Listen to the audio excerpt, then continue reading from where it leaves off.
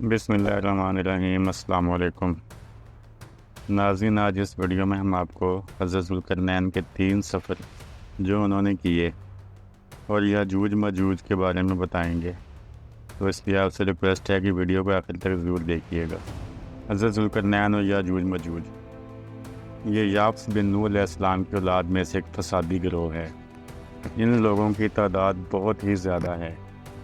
یہ لوگ بلا کے جنگجو، خونخوار اور بالکل ہی وحشی اور جنگلی ہیں، جو بالکل جانوروں کی طرح رہتے ہیں۔ ذوالقرنین کا نام سکندر ہے۔ یہ حضرت خضر علیہ السلام کے خالہ زاد بھائی ہیں۔ حضرت خضر علیہ السلام ان کے وزیر اور جنگوں میں علم بردار رہے ہیں۔ یہ حضرت سام بن نوح علیہ السلام کی اولاد میں سے ہیں اور یہ ایک بڑیا کے اکلوتے فرزند ہیں۔ حضرت ابراہیم خلیل اللہ علیہ السلام کے دست حق پرست پر اسلام قبول کر کے مدتوں ان کی صحبت میں رہے، اور حضرت ابراہیم خلیل اللہ علیہ السلام نے ان کو کچھ وصیتیں بھی فرمائی تھیں۔ صحیح قول یہی ہے کہ یہ نبی نہیں ہیں بلکہ بندہ صالح ہیں جو ولایت کے شرف سے سرفراز ہیں۔ ذوالقرنین کیوں کہلاتے ہیں؟ حضور صلی اللہ علیہ وآلہ وسلم نے فرمایا کہ یہ ذوالقرنین 2 سنگوں والے کے لقب سے اس لیے مشہور ہو گئے کہ انہوں نے دنیا کے 2 سنگوں یعنی دونوں کناروں کا چکر لگایا تھا، اور بعض کا قول ہے کہ ان کے دور میں لوگوں کے 2 قرن ختم ہو گئے۔ 100 برس کا ایک قرن ہوتا ہے، اور بعض کہتے ہیں ان کے 2 گیسو تھے، اس لیے ذوالقرنین کہلاتے ہیں۔ اور یہ بھی ایک قول ہے کہ ان کے تاج پر 2 سنگ بنے ہوئے تھے، اور بعض اس کے قائل ہیں کہ خود ان کے سر پر دونوں طرف بھار تھا جو سنگ جیسا نظر آتا تھا، اور بعضوں نے یہ وجہ بتائی کہ چونکہ ان کے باپ اور ماں جیب الطرفین اور شریف زادہ تھے، اس لیے ان کو ذوالقرنین کہنے لگے۔ اللہ تعالیٰ نے ان کو تمام روئے زمین کی بادشاہی عطا فرمائی تھی۔ دنیا میں کل 4 بادشاہ ایسے ہوئے ہیں جن کو پوری زمین کی پوری بادشاہی ملی۔ ان میں 2 مومن تھے اور 2 کافر۔ مومن تو حضرت سلیمان علیہ السلام اور ذوالقرنین ہیں، اور کافر ایک بخت نصر اور دوسرا نمرود ہے۔ اور تمام روئے زمین کے ایک 5 بادشاہ اس امت میں ہونے والے ہیں جن کا اسم گرامی حضرت امام مہدی ہے۔ حضرت ذوالقرنین کے 3 سفر۔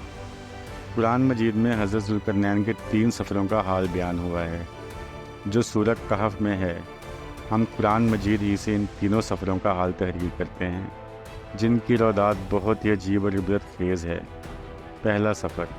حضرت ذوالقرنین نے پرانی کتابوں میں پڑھا تھا کہ سام بن نوح علیہ السلام کی اولاد میں سے ایک شخص آب حیات کے چشمہ میں پانی پی لے گا تو اس کو موت نہ آئے گی۔ اس لیے حضرت ذوالقرنین نے مغرب کا سفر کیا۔ آپ کے ساتھ حضرت خضر علیہ السلام بھی تھے۔ وہ تو آب حیات کے چشمہ پر پہنچ گئے اور اس کا پانی بھی پی لیا، مگر حضرت ذوالقرنین کے مقدر میں نہیں تھا، وہ محروم رہ گئے۔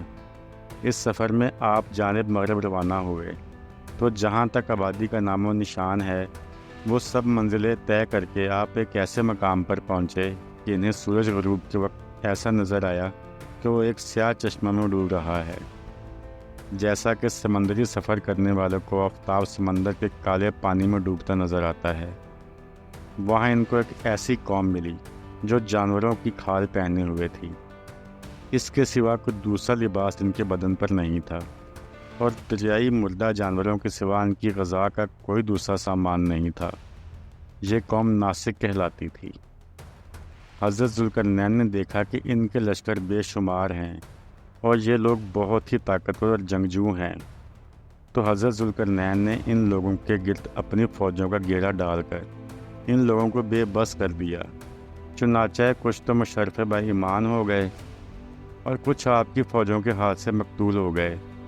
دوسرا سفر۔ پھر آپ نے مشرق کا سفر فرمایا، جہاں تک کہ جب سورج طلوع ہونے کی جگہ پہنچے تو یہ دیکھا کہ وہاں ایک ایسی قوم ہے جس کے پاس کوئی عمارت اور مکان نہیں ہے۔ ان لوگوں کا یہ حال تھا کہ سورج طلوع ہونے کے وقت یہ لوگ زمین کے غاروں میں چھپ جاتے تھے اور سورج ڈھل جانے کے بعد غاروں سے نکل کر اپنی روزی کی تلاش میں لگ جاتے تھے۔ یہ لوگ منسک کہلاتے تھے۔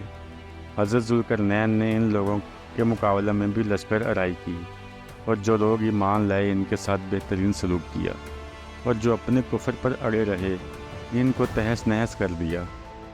تیسرا سفر، پھر آپ نے شمال کی جانب سفر فرمایا، یہاں تک کہ 2 پہاڑوں کے درمیان میں پہنچے تو وہاں کی آبادی والوں کی عجیب و غریب زبان، ان لوگوں کے ساتھ اشاروں میں بمشکل بات چیت کی جا سکتی تھی۔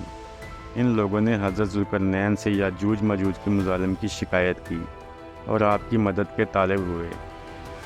یہ یافس بن نوح علیہ السلام کی اولاد میں سے ایک فسادی گروہ ہے، اور ان لوگوں کی تعداد بہت ہی زیادہ ہے۔ یہ لوگ بلا کے جنگجو، خونخوار اور بالکل ہی وحشی اور جنگلی ہیں۔ یہ لوگ بالکل جانوروں کی طرح رہتے ہیں۔ موسم ربیع میں یہ لوگ اپنے غاروں سے نکل کر تمام کھیتیاں اور سبزیاں کھا جاتے تھے اور خشک چیزوں کو لاد کر لے جاتے تھے۔ آدمی اور جنگلی جانوروں یہاں تک کہ سانپ، بچھو، گرگٹ اور ہر چھوٹے بڑے جانوروں کو کھا جاتے تھے۔ حضرت ذوالقرنین سے لوگوں نے فریاد کی کہ آپ ہمیں یاجوج و ماجوج کی شر اور ان کی ایذا ثانیوں سے بچائیے، اور ان لوگوں نے اس کے عوض کچھ مال دینے کی پیشکش کی۔ تو حضرت ذوالقرنین نے فرمایا کہ مجھے تمہارے مال کی ضرورت نہیں ہے، اللہ تعالیٰ نے مجھے سب کچھ دیا ہے، بس تم لوگ جسمانی محنت سے میری مدد کرو۔ چنانچہ آپ نے دونوں پہاڑوں کے درمیان بنیاد کھدوائی۔ جب پانی نکل آیا تو اس پر پگھلائے تانبے کے گارے سے پتھر جمائے گئے اور لوہے کے تختے نیچے اوپر چن کر ان کے درمیان میں لکڑی کا کوئلہ بھروا دیا اور اس میں آگ جلوا دی۔ اس طرح یہ دیوار پہاڑ کی بلندی تک اونچی کر دی گئی اور دونوں پہاڑوں کے درمیان کوئی جگہ نہ چھوڑی گئی۔ پھر پگھلایا ہوا تانبا دیوار میں پلا دیا گیا، جو سب مل کر بہت ہی مضبوط اور نہایت مستحکم دیوار بن گئی۔ قرآن مجید میں سورہ کہف میں پہلے سفر کا ذکر ہے، پھر دوسرے سفر کا تذکرہ ہے اور پھر تیسرے سفر کی روداد ہے۔ حدیث شریف میں ہے یاجوج ماجوج روزانہ اس دیوار کو توڑتے ہیں، اور دن بھر جب محنت کرتے کرتے اس کو توڑنے کے قریب ہو جاتے ہیں تو ان میں سے کوئی کہتا ہے اب چلو باقی کو کل توڑ ڈالیں گے۔ دوسرے دن جب اس دیوار کے ٹوٹنے کا وقت آئے گا تو ان میں سے کہنے والا کہے گا اب چلو انشاءاللہ تعالیٰ کل اس دیوار کو توڑ ڈالیں گے۔ ان لوگوں کے انشاءاللہ کہنے کی برکت اور اس کلمہ کا یہ ثمر ہوگا کہ دوسرے دن دیوار ٹوٹ جائے گی۔ یہ قیامت قریب ہونے کا وقت ہوگا۔ دیوار ٹوٹنے کے بعد یاجوج ماجوج نکل پڑیں گے اور زمین میں ہر طرف فتنہ فساد اور قتل و غارت کریں گے، چشموں اور تالابوں کا پانی پی ڈالیں گے، جانوروں اور درختوں کو کھا ڈالیں گے، زمین پر ہر جگہوں میں پھیل جائیں گے، مگر مکہ مکرمہ، مدینہ طیبہ اور بیت المقدس ان تینوں شہروں میں یہ داخل نہ ہو سکیں گے۔ پھر حضرت عیسیٰ علیہ السلام کی دعا سے ان لوگوں کی گردنوں میں کیڑے پیدا ہو جائیں گے اور یہ سب ہلاک ہو جائیں گے۔ قرآن مجید میں ہے یہاں تک کہ جب کھولے جائیں گے یاجوج ماجوج اور وہ ہر بلندی سے ڈھلکتے ہوئے دوڑتے ہوں گے۔